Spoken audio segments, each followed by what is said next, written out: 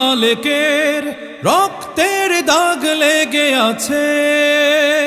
এই ময়দানে শহীদ মালিকের রক্তের দাগ লেগে আছে যে দেখো আজ লক্ষ জনতা রক্তের ফোঁটা গোলাপ হয়েছে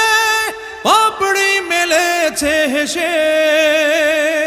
শত শহীদের রক্তে সিক্ত আমার বাংলাদেশে এই ময়দানে শহীদ মালিকের রক্তের দাগ লেগে আছে যে দেখো আজ লক্ষ জনতা রক্তের ফোঁটা গোলাপ হয়েছে